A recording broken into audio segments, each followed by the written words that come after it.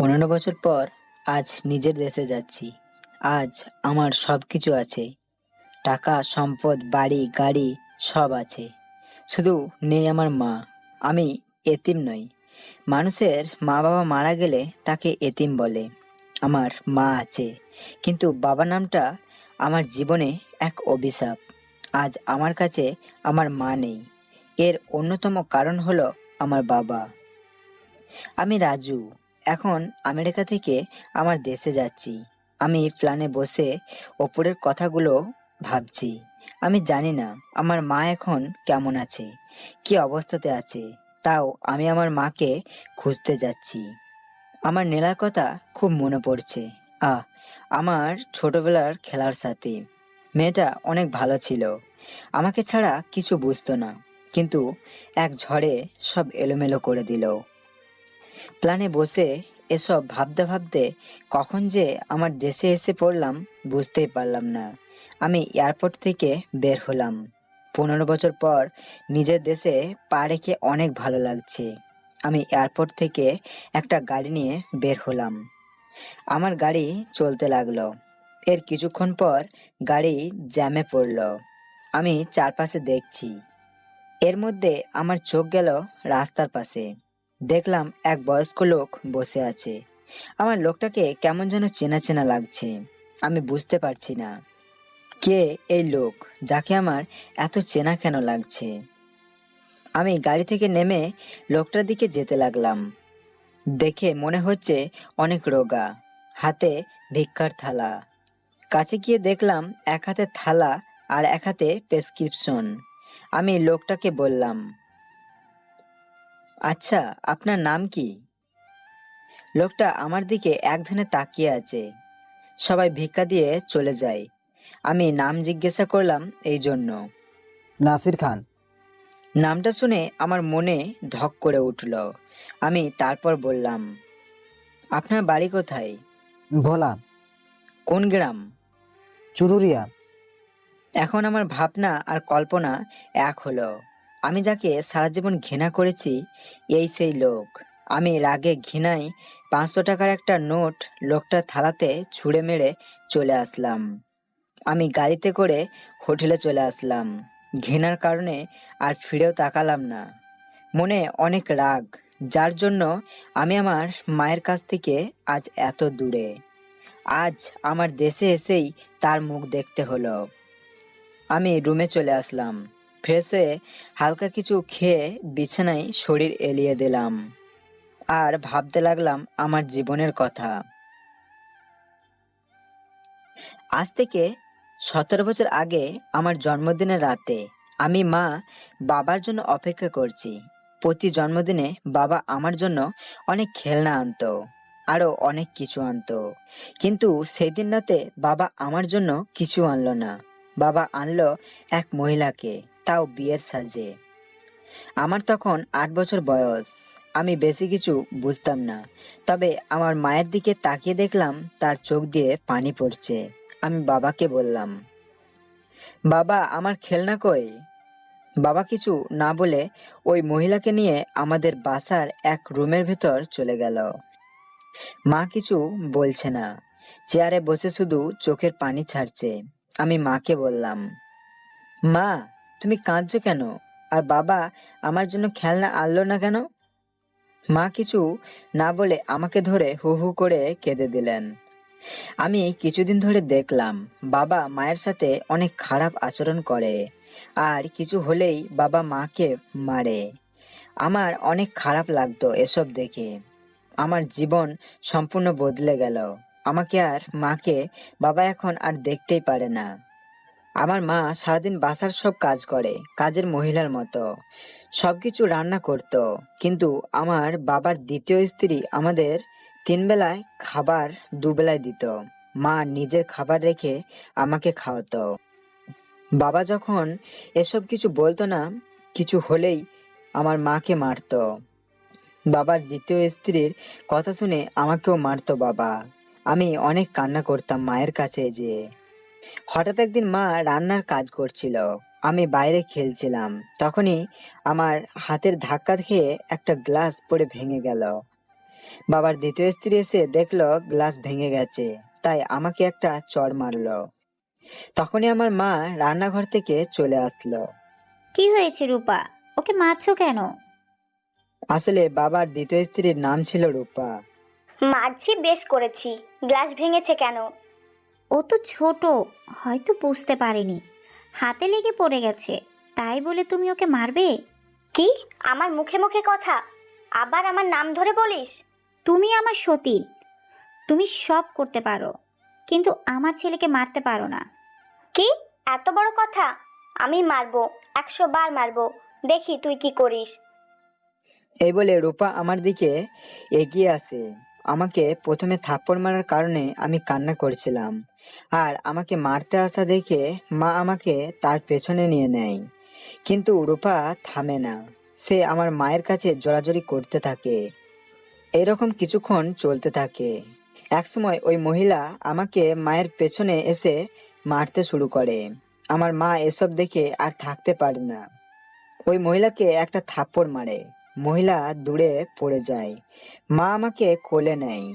তুই আমাকে মারলি, এর ফল ভালো হবে না, দেখে নিস। এর জন্য তোকে কঠিন শাস্তি পেতে হবে। যা যা। রূপা নামের মহিলা তার রুমে চলে গেল। আমি অনেক ভয় পেয়েছিলাম, কিন্তু জানতাম না যে আজ আমার জীবনের কঠিন সময় শুরু হয়ে গেল। রাতে বাবা বাসায় এসে রূপার রুমে গেল। রূপা বাবাকে কি যেন বলল। আমি মায়ের পাশে শুয়েছিলাম, মা আমাকে গল্প বলছিল। তখনই বাবা রুমে আসলো, এসে কিছু না বলে মাকে মারতে লাগলো। আমি ভয়ে কান্না করতে লাগলাম। বাবা মাকে কিছু বলার সুযোগ না দিয়ে বেধড়ক মারতে লাগলো। এরপর নিজের বেল্ট খুলে মাকে মারতে লাগলো, চুলের মুঠি ধরে পিটাতে লাগলো। মা ব্যথায় চিৎকার করে কান্না করতে থাকলো আর ছেড়ে দিতে বলল, কিন্তু বাবার কানে সেই চিৎকার যেন গেল না। সে মাকে মারতে লাগলো। আমি বাবাকে বলতে লাগলাম, বাবা মাকে ছেড়ে দাও, ও বাবা মাকে ছেড়ে দাও। বাবা মাকে দুটো থাপ্পড় দিয়ে আমাকে আর মাকে দরজা খুলে বাইরে ছুঁড়ে ফেললো। তুই রূপাকে মারতে চাস? জানোস না রূপা আমার জান। তুই চলে যা, তোর বাসায় ডিভোর্স লেটার পাঠিয়ে দিব। তুই নাসির খানের ভালোবাসাকে মারতে চেয়েছিলি। আমি তাকে মারতে চাইনি, সে আমার ছেলেকে মেরেছে, তাই আমি রেগে তাকে একটা থাপ্পড় দিয়েছি, কিন্তু আমি তাকে মারতে চাইনি। আমাকে বের করে দিও না, তোমার ছেলেকে নিয়ে আমি কোথায় যাব? পিছন থেকে রূপা বলল, মিথ্যে বলছে, ও আমাকে মারতে চেয়েছে। চলে যা তুই, আর কোনোদিন আমার সামনে এবং আমার বাড়িতে আসবি না। কথাটা মাথায় থাকে যেন তোর। আমাকে বের করে দিও না, আমি তোমার ঘরের এক কোণে পড়ে থাকবো, আমি কোনোদিন কিছু বলবো না, তবুও তুমি আমার ছেলে আর আমাকে বের করে দিও না। সেদিন মা অনেক কাকুতি মিনতি করেছিল, কিন্তু বাবার মন গলেনি। সে আমাদের মুখের উপরে দরজা বন্ধ করে দেয়। আমার বাবা ছিল চুচুড়িয়া গ্রামের একমাত্র ধনী। বাবার অনেক টাকা ছিল আর ছিল অনেক ক্ষমতা। কেউ কিছু বলতে পারতো না বাবাকে। আমার নানার বাড়ি ছিল পাশের গ্রামে। সেই রাতে মা আমাকে নিয়ে কান্না করতে করতে নানার বাসায় চলে যায়। আমি শুয়ে শুয়ে সব ভাবছিলাম, আর আমার চোখ দিয়ে পানি পড়ছিল। এর মধ্যে রুমের দরজাতে কে যেন নক করলো। আমি দরজা খুলে দেখলাম আমার খাবার নিয়ে এসেছে। আমি খাবার রেখে লোকটাকে বিদায় করে দিলাম। আমার খেতে ইচ্ছা করছে না। আমি হালকা কিছু খেলাম। অলরেডি রাত হয়ে গেছে। আমি বিছানাতে ঘুমিয়ে গেলাম। যে বাবা যে বাবা আমার অনেক ধনী ছিল, যার অহংকার ছিল আকাশ ছোঁয়া, আজ তার কি অবস্থা আমি দেখলাম। ভাগ্যের কি নির্মম পরিহাস। আমাকে আর মাকে কষ্ট দিয়ে বাবা সুখে থাকতে পারেনি। বাবার অহংকার আজ মাটিতে মিশে গেছে। তাকে আজ পথের ভিখারি বানিয়ে দিয়েছে। আমি আর মা সেই দিন নানার বাড়ি চলে গিয়েছিলাম। মা মামাকে সেই দিন সব খুলে বলেছিল। মামার মন অনেক খারাপ হয়ে গেল, কারণ তার একটাই বোন, আর তার সাথে এই ঘটনা।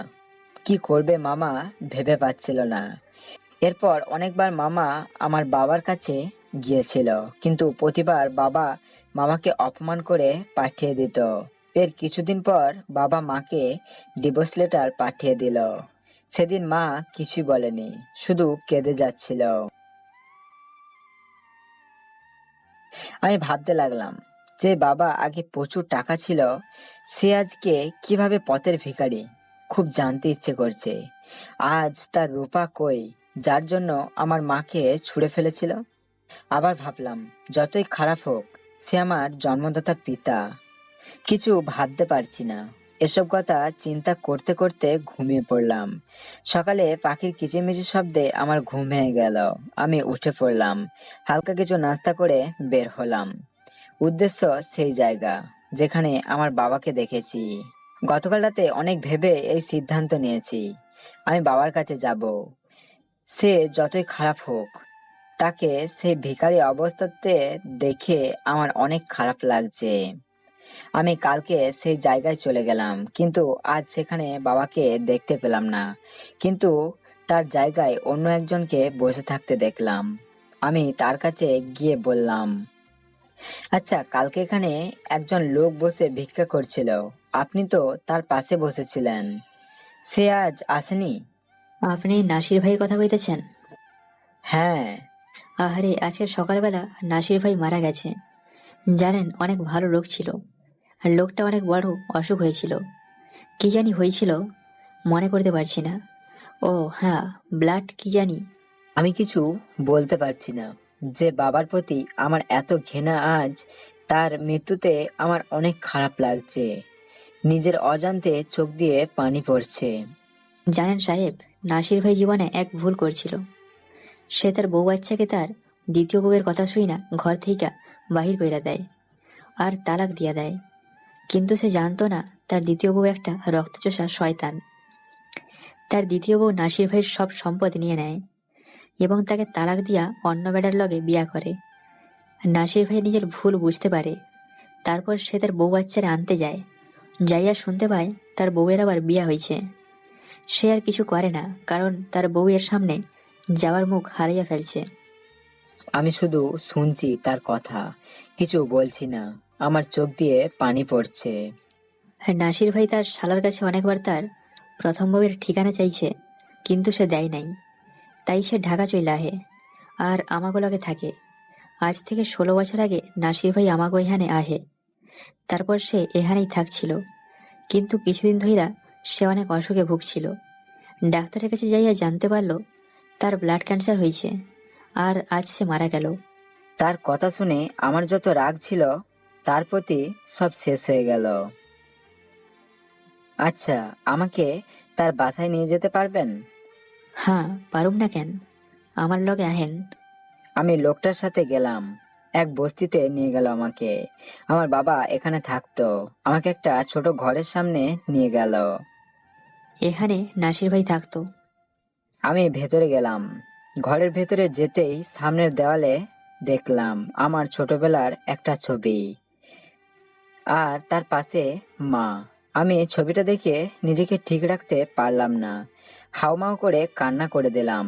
বাবা আমাদের অনেক ভালোবাসতো, এই ছবি তার প্রমাণ। আমি ছবিটা নিয়ে অনেকক্ষণ কান্না করে বাইরে আসলাম। তারপর বাবার কবরের কাছে গেলাম। বাবা তার নিজের পাপের শাস্তি পেয়েছে। আমার মায়ের সাথে করা অন্যায়ের ফলে বাবাকে বিনা চিকিৎসাতে মরতে হয়েছে। আমি কিছুক্ষণ সেখানে থেকে আমার গাড়ি করে বাসায় চলে আসলাম। জানি না আমার মা এখনো কি সেখানে আছে। আমার মাকে নিতে যেতে হবে, কারণ মা আমার জীবনে সব। আমি মায়ের কাছে যাব। আমি মাকে একেবারে আমার কাছে নিয়ে আসব।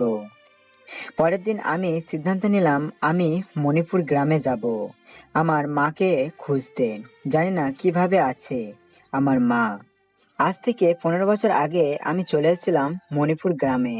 মণিপুর গ্রামে আমার নানার বাড়ি। যে গ্রামটি ছিল চুচুড়িয়া গ্রামের পাশেই। বাবা তার শাস্তি পেয়েছে, হয়তো একটু বেশি পেয়েছে। শেষ সময়ে বিনা চিকিৎসাতে মারা গেছে। যেই মহিলার জন্য বাবা আমার মাকে বাসা থেকে বের করে দিয়েছিল, সেই মহিলাই বাবাকে বাসা থেকে বের করে দিয়েছে। এখন হোটেলে সবকিছু গুছগাছ করে একটা ব্যাগ নিয়ে বের হয়ে গেলাম মণিপুর গ্রামের উদ্দেশ্যে।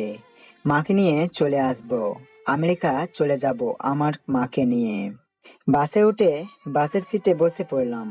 বাস চলতে শুরু করলো। বাসে বসে ভাবতে লাগলাম আমার অতীত। বাবা যখন আমাকে আর আমার মাকে বাসা থেকে বের করে দেয়, সেই দিন রাতের বেলা মা আমাকে নিয়ে মণিপুর গ্রামে আমার মামার বাড়ি চলে আসে। এসে মামাকে সবকিছু খুলে বলে, কিন্তু মামা কিছু করতে পারবে না, কারণ আমার বাবার অনেক টাকা আর তার চুচুড়া গ্রামে অনেক প্রভাব। আমার দিন কাটতে লাগলো মামার বাড়িতে। আসলে আমার মায়ের এক বড় ভাই, আর আমার মামাই হলো তার সংসারের প্রধান কর্তা। মামা আমাদের অনেক ভালোবাসতো। মামা আমার বাবার কাছে অনেকবার গিয়েছিল, কিন্তু কোনো লাভ হয়নি। বাবা মামাকে দূর দূর করে তাড়িয়ে দিয়েছিল। শেষে বাবা মাকে ডিভোর্স দিয়ে দেয়। সেই দিন মা অনেক কেঁদেছিল। আমি মায়ের সাথে কান্না করেছিলাম। আসলে মা কান্না করলে আমিও কান্না করতাম। এভাবে 2 মাস কেটে গেল। এর মধ্যে আমি আর মা আমার মামির চোখে শুল্ক হয়ে গেলাম। আসলে মামি আমাদের সহ্য করতে পারতো না। মামার এক ছেলে এক মেয়ে ছিল। মামার ছেলের কিছু হলেই আমাকে মারতো। মামি অনেক কথা বলতো আমার মাকে। মা কিছু বলতো না, শুধু রুমে কান্না করতো। আসলে নানা মারা যাওয়ার পরে মামাই নানার সবকিছু দেখাশোনা করতো। মামার ছোট একটা দোকান ছিল। সেই দোকান দিয়ে সবার খরচ সামলানো অনেক কষ্টকর। আমার মায়ের চেহারা অনেক সুন্দর ছিল, তাই মায়ের বিয়ে দেওয়ার জন্য অনেক প্রস্তাব আসতো, কিন্তু মা আমার জন্য বিয়ে করতে রাজি হচ্ছিল না। আমার মায়ের বিয়ের প্রস্তাব দিলেও আমাকে নিতে অস্বীকার করত, তাই মা বিয়ে করতে রাজি হচ্ছিল না। একদিন এক বুড়া লোক আমার মাকে বিয়ে করার কথা জানালো এবং সে আমার খরচ বহন করবে, আমাকে তার ছেলে হিসাবে মানুষ করবে। লোকটি আর একটি বিয়ে করেছিল। তার প্রথম স্ত্রীর 3 সন্তান ছিল, 3জন ছেলে। আমার মা রাজি হচ্ছিল না। মামি যে আমাদের সাথে খারাপ আচরণ করত সেই কথা মামাও জানতো, কিন্তু মামা কিছু বলতে পারতো না। তাই আমার মাকে বলে রাজি করলো। মায়ের আবার বিয়ে হলো। সবকিছুই নতুন। আমি নতুন পরিবেশে আসলাম। আসলে মাকে যে লোকটি বিয়ে করেছিল তার নাম নুরুল মোহাম্মদ। লোকটা অনেক ভালো ছিল। সে আমাকে অনেক ভালোবাসতো। আমি আবার স্কুলে যাওয়া শুরু করলাম। জীবনটা আবার স্বাভাবিক হয়ে যেতে লাগলো। অনেক ভালোভাবেই কাটছিল। আমি নুরুল মোহাম্মদকে বাবা বলে ডাকতাম।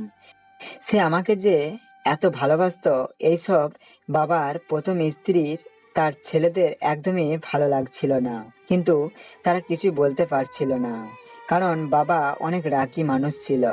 সে সবসময় তাদের রাগের উপর রাখতো। আমার দিন অনেক ভালো যাচ্ছিল। আমি মা বাবা সবাই মিলে অনেক সুখে ছিলাম। এইভাবে 2টা বছর কেটে গেল, কিন্তু আল্লাহ আমার কপালে বোধহয় সুখ লিখেনি। একদিন বাবা হার্ট অ্যাটাক করলো। হাসপাতালে নেওয়ার আগেই বাবা গাড়িতেই মারা গেল। জীবনে 2বারের মতো বাবাকে হারালাম। সেই দিন মা কান্না করেনি, শুধু একদিকে তাকিয়ে ছিল। যেদিন থেকে নূর মোহাম্মদ মারা গেল, আমার আর আমার মায়ের জীবনে নেমে আসলো কালো অন্ধকার। আমার বাবা নুরুল মোহাম্মদ অনেক টাকার মালিক ছিল। বাবা মারা যাওয়ার পরে তার প্রথম স্ত্রীর ছেলেরা সবকিছু ভাগ করে নিয়ে নেয়। আমাকে আর আমার মাকে কিছুই দেয়নি। মাত্র 2 মাসের ব্যবধানে আমার মা চরম কষ্ট পেল। আমার বয়স তখন 9 বছর। একদিকে মামার অবস্থা ভালো না, সেইখানে মামার নিজের সংসার চালাতেও হিমশিম খায়। সেখানে আমাদের কিভাবে চালাবে? আর মামিও আমাদের বেশি ভালোবাসে না। আমাদের বাসার পাশেই ছিল আকরাম খানের বাড়ি। আকরাম খান ছিল অনেক বড় ব্যবসায়ী। তার বাসাটা ছিল অনেক বড়, আমাদের বাসার থেকেও বড়। আকরাম খানের একমাত্র মেয়ে ছিল নীলা। নীলার বয়স তখন 5 বছর। নীলা আমাদের বাসায় আসতো। আমি আর নীলা সারাদিন খেলা করতাম। নীলাকে ওর বাবা মা আমাদের বাসায় আসতে দিত না বেশি, তারপরও লুকিয়ে আসতো আমার সাথে খেলা করার জন্য। কতদিন যে মার খেয়েছে আমার কাছে খেলতে আসার জন্য। এভাবে আমার জীবন চলতে লাগলো। যতক্ষণ আমি নীলার কাছে থাকতাম ততক্ষণ আমি ভালো থাকতাম। বাসার পেছনের দিকে একটা নদী ছিল। নদীর পাড়ে একটা অনেক বড় বট গাছ আছে। অনেক পুরনো বট গাছ, বিশাল বড়। আমি আর নীলা প্রায় সারাদিন সেখানে থাকতাম। বাসায় গেলেই আমার মন খারাপ হয়ে যেত, তাই সারাদিন সেখানে থাকতাম। এদিকে নুরুল মোহাম্মদের 3 ছেলের নাম রনি, রবি, রাফি। রনি বিয়ে করেছে। আমাদের বাসা একটাই, সেখানে আমরা সবাই থাকতাম। বাবা মারা যাওয়ার পর শুধু সম্পদ 3 ছেলে ভাগ করে নিয়েছিল, কিন্তু থাকতো সবাই একই বাসায়। আমি আর মা বাবার রুমে থাকতাম।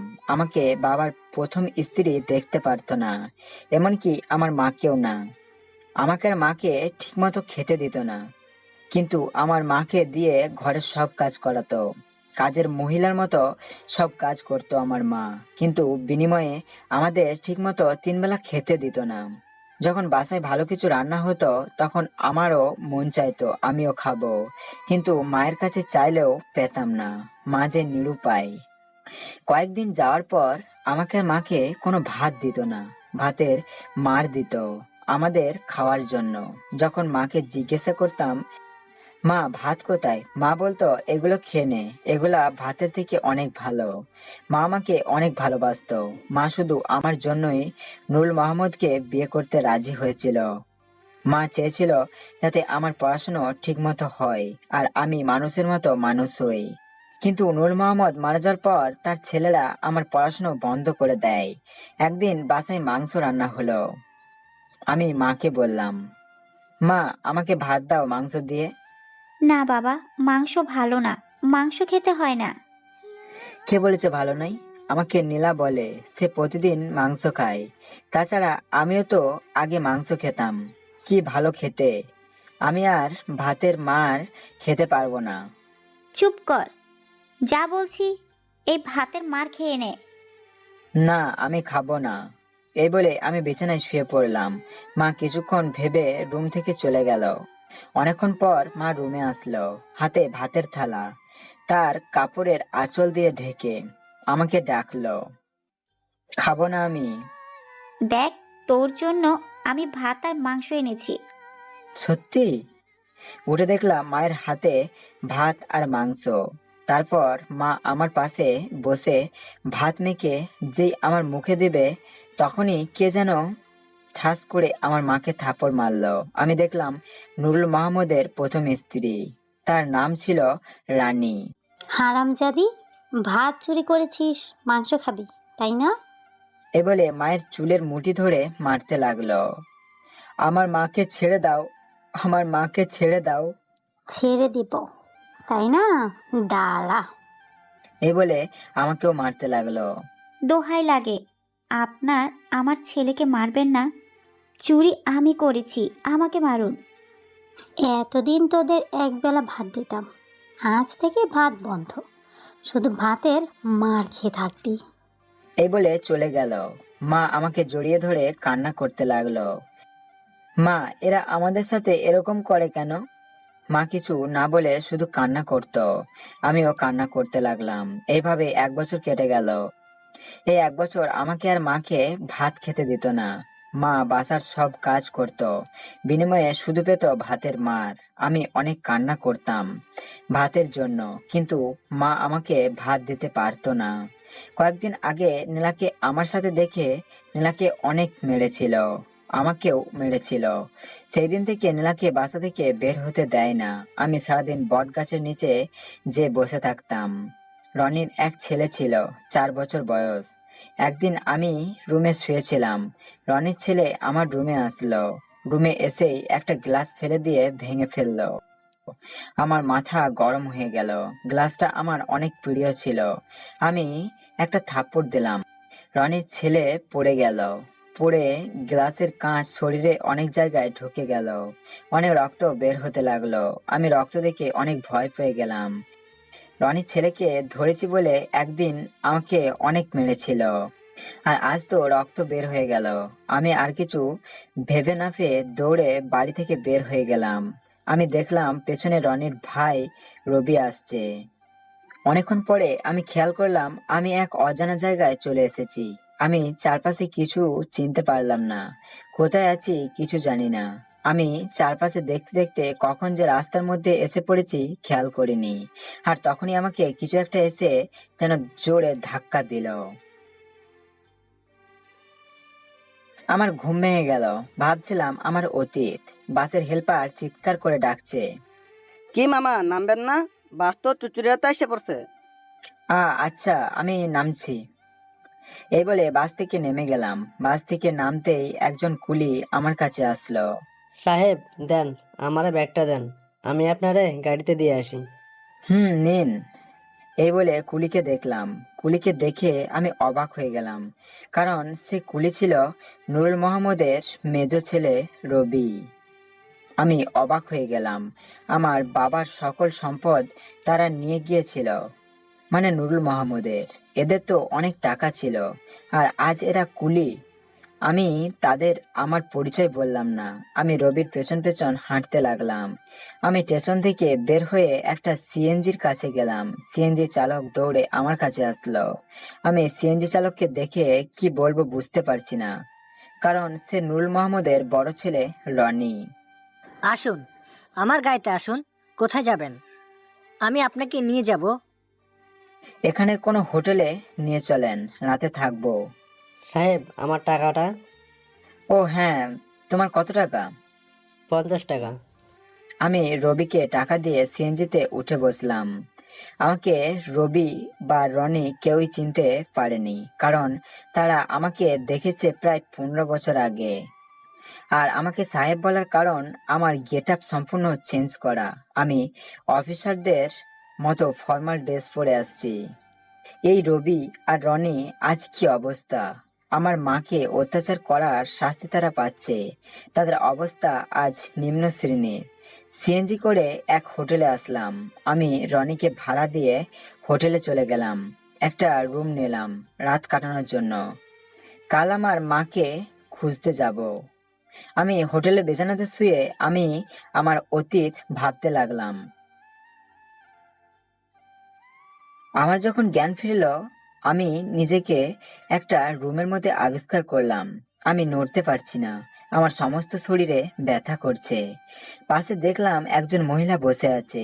আমার জ্ঞান ফিরতেই মহিলা ডাক্তারকে ডাকতে লাগলো। কিছুক্ষণ পর রুমে দুজন লোক আসলো। ডাক্তার আমার কাছে কি যেন করলো। Don't worry, he is out of danger. Thanks god. আমি কাউকে চিনতে পারছি না। এরা কারা? আমার মা কোথায়? আমি কোথায় আছি? আপনারা কারা আর আমি কোথায়? আল্লাহর রহমতে আজ 30 দিন পর তোমার জ্ঞান ফিরল, আর তুমি এখন আমেরিকাতে আছো। তুমি আমাদের গাড়ির সাথে ধাক্কা খাও। তোমার অবস্থা অনেক খারাপ ছিল, তাই আমরা তোমাকে এখানে নিয়ে আসি। আমার মাথায় অনেক ব্যথা করছে। আমি আর কিছু বললাম না। তুমি কে? আর তোমার বাবা মা কে? তুমি আমাদের গাড়ির সামনে আসলে কিভাবে? আমি মহিলাকে আমার সবকিছু খুলে বললাম, আর বললাম আমি অনেক বড় হতে চাই। তাহলে আজ থেকে তুমি আমাদের কাছেই থাকবে। আমাদের কোনো ছেলে মেয়ে নেই। আজ থেকে তুমি আমাদের ছেলে। হ্যাঁ রাজু, আজ থেকে তুমি আমাদের ছেলে। আমার দু চোখ দিয়ে পানি পড়ছে। এই মানুষগুলো অনেক ভালো, আমাকে নিজের ছেলে বলেছে। এরপর আমি তাদের ছেলে হয়ে থাকি। পড়াশোনা শেষ করে আমি ভালো একটা কোম্পানিতে জব করি। ওভাবে আস্তে আস্তে আমার নিজের একটা কোম্পানি খুলি, আর আজকে এই অবস্থাতে আছি। আমি ঘুমিয়ে পড়লাম। সকালের মিষ্টি রোদ আমার গায়ে পড়ার সাথে সাথে আমার ঘুম ভেঙে যায়। সকালটা কি সুন্দর! এমনি যদি আমার জীবনটাও সুন্দর হতো কিনা ভালো হতো। এসব ভেবে আর লাভ নেই। আমি সকালে নাস্তা করে হোটেল থেকে বের হলাম। উদ্দেশ্য নুরুল মোহাম্মদের বাড়ি। হোটেল থেকে বের হয়ে দেখতে পেলাম রনি দাঁড়িয়ে আছে তার সিএনজি নিয়ে। আমাকে দেখেই এগিয়ে আসলো। কোথায় যাবেন? চুচুড়িয়া গ্রামে, আমাকে সেখানে নিয়ে চলুন। জি, আপনি উঠে বসুন। আমি সিএনজিতে উঠে বসলাম। রনি গাড়ি চালাচ্ছে। আচ্ছা, নুরুল মোহাম্মদকে চিনেন? হ্যাঁ সাহেব, চিনি, কিন্তু সে তো অনেক আগে মারা গেছে। আমি জানি সে মারা গেছে। তার বাড়িতে আমাকে যেতে হবে। আমাকে সেখানে নিয়ে চলুন। আচ্ছা। রনি ভাবছে। এত বড়লোক মানুষ আমাদের বাড়িতে কেন যাবে?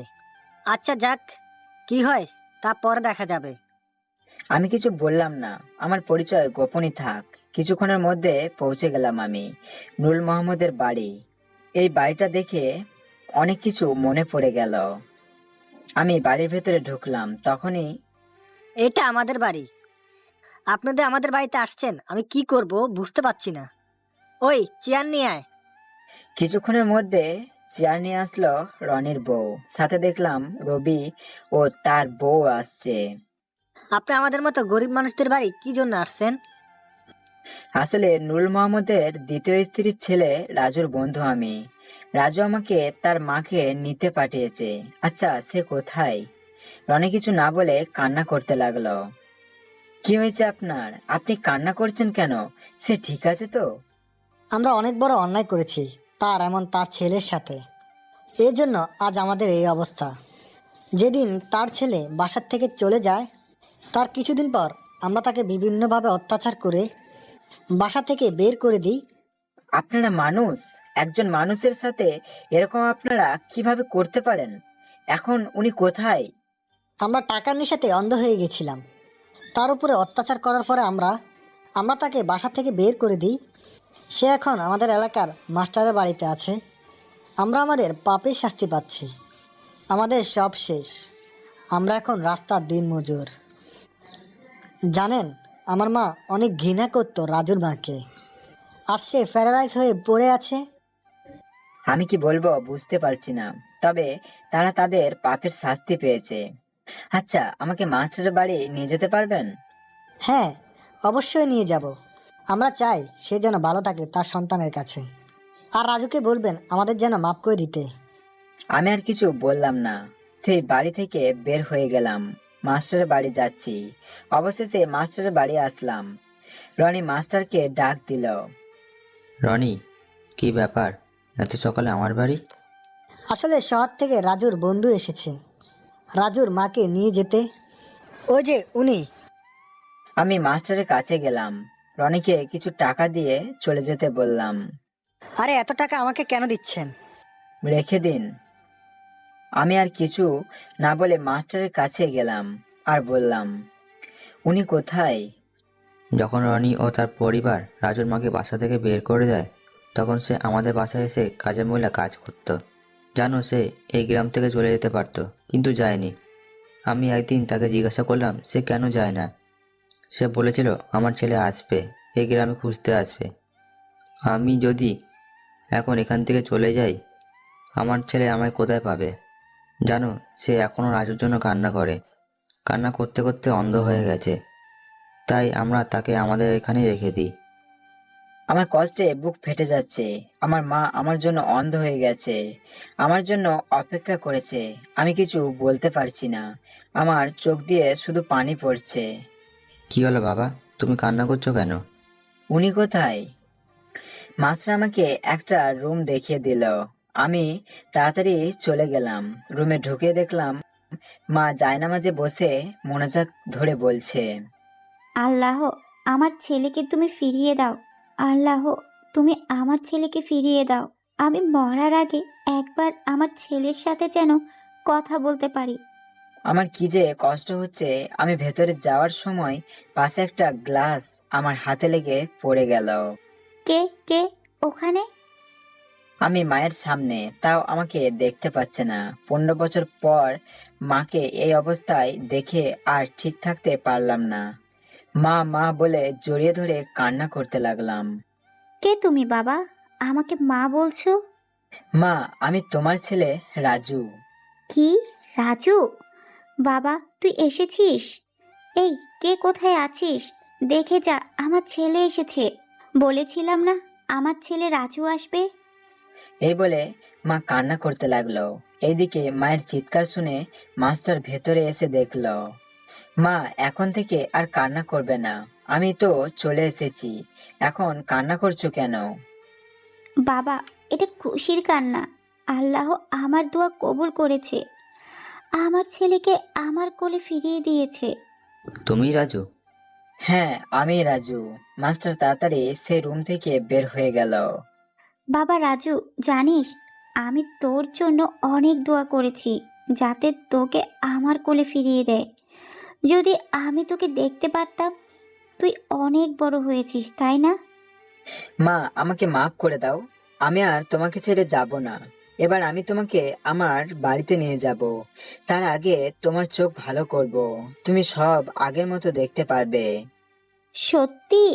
বাবা, আমি আবার দেখতে পাবো? আমি তোকে দেখতে পাবো? হ্যাঁ মা, তুমি দেখতে পারবে। তুই যে বললি তোর বাসা আসলো কোথা থেকে? মা, আমি এখন আর ছোট নেই। আমার নিজের কোম্পানি আছে, নিজের বাড়ি গাড়ি সব আছে। আমি সেখানে তোমাকে নিয়ে যাব। আচ্ছা। আমি মাকে নিয়ে রুম থেকে বের হয়ে দেখলাম মাস্টারের বাড়িতে অনেক মানুষ, আর তাদের মধ্যে নুরুল মোহাম্মদের 3 ছেলেরা, তার স্ত্রী, সন্তানরাও আছে। আমাকে দেখে তারা দৌড়ে আসলো, আমার পায়ের কাছে বসে পড়লো। আমাদের মাফ করে দাও রাজু, আমাদের মাফ না করলে আমরা তো মোরও শান্তি পাবো না। জানি আমরা অনেক অন্যায় করেছি, তবুও আমাদের মাফ করে দাও। আরে উঠুন, আপনারা আমার বড় ভাই, আপনাদের আমি মাফ করে দিয়েছি। আমি আমার মাকে নিতে এসেছি শুধু, আপনাদের ওপরে আমার কোনো অভিযোগ নেই।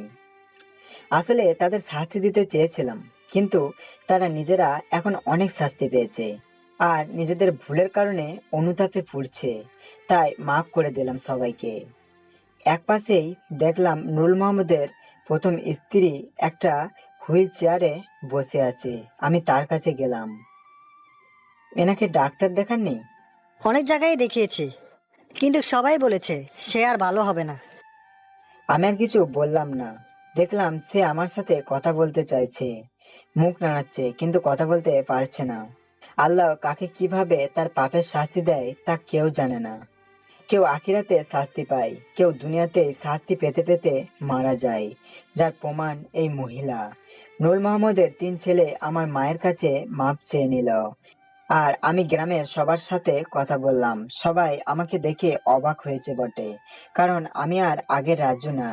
মাস্টারমশাই আমার মায়ের জন্য অনেক করেছে, তাই আমি বললাম আমি আসলে আমার মাকে নিয়ে আমেরিকা চলে যেতে চাই। সেখানে ভালো ডাক্তার দেখিয়ে মায়ের চোখের অপারেশন করতে হবে। তাহলে তো ভালোই, সে আবার নতুন করে দেখতে পারবে। এত অনেক খুশি সংবাদ। আপনি আমার মায়ের অনেক খেয়াল রেখেছেন, আমার মাকে আশ্রয় দিয়েছেন। সে অন্ধ হয়ে যাওয়ার পরও আমার মাকে আপনার বাড়িতে রেখেছেন। আপনাকে আমি কি বলে যে ধন্যবাদ দেব বুঝতে পারছি না, তবে আপনাকে আমি ছোট করব না। আপনি আমার কাছে আজকে যা চাইবেন আমি তাই দিব। বলুন আপনি কি চান? কি বলছো বাবা? আমি মানুষ হিসাবে একটা মানুষকে সাহায্য করেছি, এর জন্য আমি কিছুই নিতে পারবো না। মনে করেন আপনার ছেলে আপনাকে কিছু দিচ্ছে, আপনি প্লিজ না করবেন না। দেখো বাবা, আমার কিছুই দরকার নেই। আমি চাই তুমি তোমার মাকে নিয়ে ভালো থাকো। আর যদি দিতে চাও, তবে আমাদের গ্রামে স্কুলে ভালো ভবন নেই, তুমি পারো একটা ভালো ভবন করে দিতে পারো। আপনার মতো মানুষ হয় না যে সবসময় মানুষের ভালো চায়। আমি স্কুলের জন্য নতুন ভবন করে দিব। আল্লাহ তোমার মাকে ভালো করুক। আমি এরপর সবার সাথে কথা বললাম, এক এক করে সবাই চলে গেল। আমি বিকেলবেলা এলাকাটা ঘুরতে বের হলাম। 15 বছর পর এলাকায় আসলাম। আমি নদীর দিকে যাচ্ছি আর মনে মনে নীলার কথা ভাবছি। কতই না ঘুরেছি একই রাস্তায়, সেই ছোটবেলায়। আমাকে অনেক মারতো নীলার বাবা আকরাম খান, আমি নীলার সাথে খেলতাম বলে। অনেক অপমান করত, ছোট লোক বলে গালি দিত, আর নীলাকেও আটকে রাখতো। নীলা এখন হয়তো 2 বাচ্চার মা হয়ে গেছে, গ্রামের মেয়ে তো। আমি সেই দিন নদীর পাড়ে চলে আসলাম। আমার ছোটবেলার খেলার স্থান বটগাছটার কাছে আসতেই দেখলাম কেউ একজন বটগাছের নিচে বসে আছে সাদা কাপড় পরে। সে অন্যদিকে ঘুরেছিল, তাই আমি তার মুখ দেখতে পাচ্ছিলাম না। আমি একটু কাছে গিয়ে বললাম, কে ওখানে? মেয়েটা মনে হলো চমকে গেল, তাড়াতাড়ি ঘুমটা ভালো মতো দিয়ে সেখান থেকে দৌড়ে চলে গেল। আমি পেছন থেকে অনেকবার ডাকলাম, কিন্তু সে দাঁড়ালো না। আমি একজনকে জিজ্ঞাসা করলাম, আচ্ছা ভাই, এই মেয়েটা যাচ্ছে, সে কে? বারবার ডাকলাম তবু থামলো না।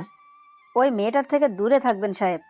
মেয়েটা অলক্ষণে, যার সাথে দেখা হবে তারই বিপদ হবে। জানেন সাহেব, মেয়েটার বিয়ের দিন যখন মেয়েটাকে তার জামাই বাড়ি নিয়ে যাচ্ছিল, তখনই গাড়ি অ্যাক্সিডেন্ট করে জামাই সহ সবাই মারা যায়, শুধু ওই মেয়ে বেঁচে আসে। শুধু তাই নয়, মেয়েটা ভালো না, যার সামনে যায় সেই মারা যায়, এজন্য কারো সামনে আসে না। কি বলছেন এসব আজে বাজে? গাড়ি অ্যাক্সিডেন্ট করেছে, এতে মেয়েটার কি দোষ? আপনারা গ্রামের মানুষ, এখনো কুসংস্কারে বিশ্বাস করেন। আসলে আপনারা প্রযুক্তি থেকে অনেক দূরে আছেন। তো মেয়েটা এখানে আছে কেন? আর কে এই মেয়েটা? মেয়েটা হলো আকরাম খানের মেয়ে, আর মেয়েটা প্রতিদিনই এখানে আসে। কি? আকরাম খানের মেয়ে? নীলা নাম ওর? হ্যাঁ।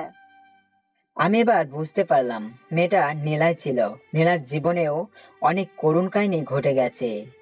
না, নীলা এখানে এসে বসে থাকতো। নীলার আমাকে মনে আছে, আর আমি স্বার্থপরের মতো নীলাকে ভুলে গেলাম। ছি, আমি এটা কিভাবে করলাম? আমাকে নীলার কাছে যেতে হবে, নীলাকেও আমার সাথে নিয়ে যাব। আচ্ছা, আকরাম সাহেবের বাসা কোথায়? সামনে গিয়ে বাঁদিকের প্রথম বাড়িটা।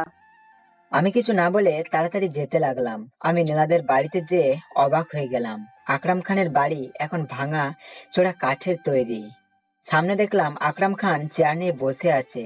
তার অবস্থা অনেক খারাপ, সম্পূর্ণ রোগা অবস্থাতে আছে। আমি সালাম দিলাম, সে সালামের জবাব নিয়ে। কে তুমি? আমি সেই যাকে আপনি অনেক মেরেছেন ছোটবেলায় আপনার মেয়ের সাথে খেলতাম বলে। আমি সেই রাজু, যার জন্য আপনি আপনার মেয়েকে ঘরে আটকে রাখতেন। বাবা, আমাকে মাফ করে দাও। আমি ছোটবেলায় তোমার সাথে অনেক খারাপ আচরণ করেছি, আর আজ তার ফল পাচ্ছি। আমার সব হারিয়ে আমি আজ পথে।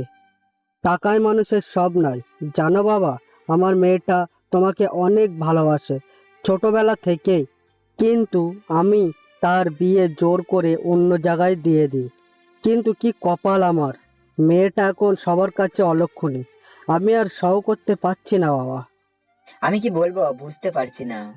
অনেক খারাপ লাগছে নীলার জন্য। নীলা আমাকে অনেক ভালোবাসতো, আর আমি কিনা নীলার কথা মনেই করিনি। যতই যা হোক, নীলাকেই আমি বিয়ে করব। আজকে আমার সব আছে, গাড়ি বাড়ি টাকা সব আছে। এখন আমি যদি আপনার মেয়েকে চাই, আপনি কি আপনার মেয়েকে আমার সাথে বিয়ে দেবেন? বাবা, আমাকে আর লজ্জা দিও না। আমি অনেক অন্যায় করেছি আমার মেয়ের সাথে। আমার মেয়ের মন ভেঙে দিয়েছি। আজ আমি বুঝেছি টাকার অহংকার করলে কি হয়। আজ আর আমি তোমাকে আটকাবো না। তুমি যাও, তোমার ভালোবাসাকে নিয়ে যাও। আমার মেয়ের সুখেই আমার সুখ। নীলা কোথায়? ওই রুমে আছে, সারাদিন ওই রুমেই থাকে। আমি সেই রুমের কাছে চলে গেলাম যেখানে নীলা থাকে। আমি বাইরে থেকে ডাকলাম, নীলা, নীলা দরজা খোলো, নীলা। আপনি এখান থেকে চলে যান। আমি আপনার সামনে আসলে আপনার ক্ষতি হবে। আমি অপয়া। তুমি সবার কাছে যা খুশি তাই হও, কিন্তু আমার কাছে আমার ছোটবেলার সেই খেলার সাথী, যে কিনা আমার সাথে সারাদিন থাকতো, আমার সাথে খেলতো, আমার সাথে দুষ্টুমি করতো। কি হলো নীলা, কথা বলো, বাইরে এসো। আপনি কেন বুঝতে পারছেন না?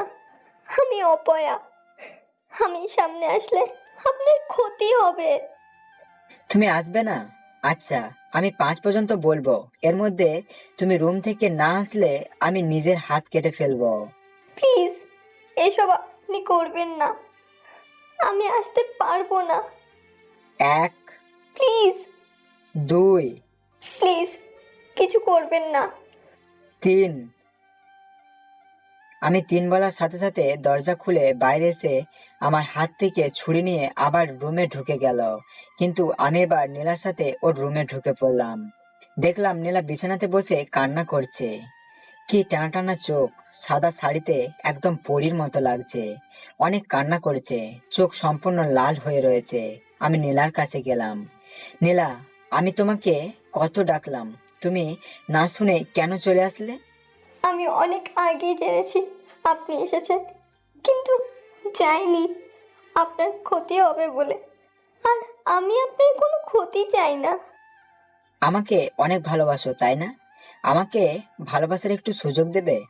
ছোটবেলায় খেলার কথা যখন মনে আসতো, তখন তোমার কথা মনে পড়তো। যখন একটু বড় হলাম, বুঝতে পারলাম আমি তোমাকে অনেক ভালোবাসি। হবে কি আমার বাকি জীবনের চলার সাথী? নীলা অবাক হয়ে তাকিয়ে আছে, হয়তো ভাবতে পারছে না। শুধু নীলার 2 চোখ দিয়ে পানি পড়ছে। আমি জানি এগুলা দুঃখের কান্না নয়, সুখের কান্না। এত বছর পর ভালোবাসার মানুষকে পাওয়ার কান্না। আমি অপয়া, আপনাকে বিয়ে করতে পারবো না, এতে আপনার ক্ষতি হবে। চুপ, আর একবারও এই কথা বলবে না। আমি তোমাকে নিয়ে বাঁচতে চাই, তা যদি হয় একদিন বা 1 মিনিট। নীলা, আমি তোমাকে অনেক ভালোবাসি।